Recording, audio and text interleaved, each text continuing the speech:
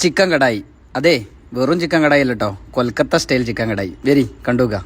ഒരു chicken full എടുത്തിട്ടാ ചെറുതാക്കി അരിഞ്ഞ് നന്നായി കഴിക്കുക. സാധാരണ ചിക്കൻ മസാല കൂട്ടണമാതിരി മുളക് പൊടിയും മഞ്ഞപ്പൊടിയും ചിക്കൻ മസാലയും ഗരം മസാലയും കോൺഫ്ലവർ പൊടിയും ഉപ്പിട്ടുണ്ടേ ചിക്കൻ മസാല കൂട്ടുക. മസാല കൂട്ടിയ ചിക്കൻ 5 മിനിറ്റിന് ശേഷം നന്നാക്കി ഫ്രൈ ചെയ്ത് വെച്ചു. ആ സമയത്ത് 50 ഗ്രാം ഇഞ്ചി, 50 ഗ്രാം വെളുത്തുള്ളി, 25 ഗ്രാം പച്ചമുളക്, 4 ലീഫ് കരിവേപ്പിന്റെ ഇല, 3/4 കിലോ ഉള്ളി ഇതെല്ലാം പാടെ ചെറുതാക്കി അരിഞ്ഞു വെക്കുക. ഒരു ചെറിയ ചെമ്പ് അടുപ്പത്ത് വെച്ചിട്ട് ആവശ്യത്തിന് പാകത്തിന് ഓയിൽ ഒഴിക്കുക. ഞാൻ ചിക്കൻ പൊരിച്ച ബാക്കിയുള്ള എണ്ണ തന്നെ എടുത്തു കേട്ടോ. എണ്ണ ചൂടായി എന്ന് കണ്ടാൽ കുറച്ച് പെരിഞ്ചീരകം ഇടുക. നമ്മൾ അരിഞ്ഞു വെച്ച ഇഞ്ചി, വെളുത്തുള്ളി, പച്ചമുളക്, കരിവേപ്പിന്റെ ഇല ഇതെല്ലാം പാടെ ഒപ്പിടുക.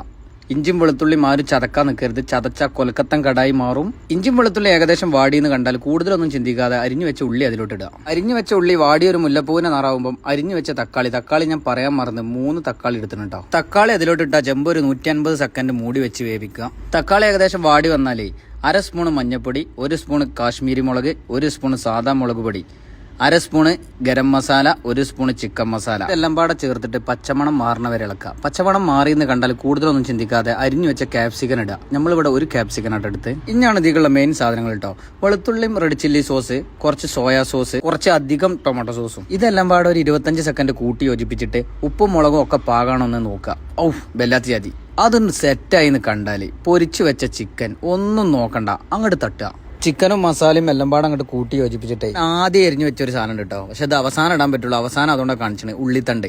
ഈ ഉള്ളിത്തണ്ട് അരിഞ്ഞു വെച്ചത് അതിക്കിടുക. ഒരു 120 സെക്കൻഡ് ആവിയൊന്നും പോവാത്ത കോലത്തിൽ ഇത് മൂടി വെച്ചിട്ട് ഏയ്ക്കും കൂട്ടാൻ പറ്റിയൊരു കോലത്തിലുള്ള കൊൽക്കത്തൻ ചിക്കൻ കടായി റെഡിയാവും. ഫുഡ് റെസിപ്പി ഇഷ്ടപ്പെടുന്ന ആളുകൾ മസ്റ്റായിട്ട് ട്രൈ ചെയ്ത് നോക്കി. ഈ ഒരു രക്ഷയില്ലാത്ത സാധനം കേട്ടോ. വീഡിയോ ഇഷ്ടപ്പെട്ട് കാണാൻ ലൈക്ക് ചെയ്യാനും അഭിപ്രായങ്ങൾ പറയാനും മറക്കരുത്. എന്നാൽ ഓക്കെ, ബാക്കി അടുത്തേ കാണാം.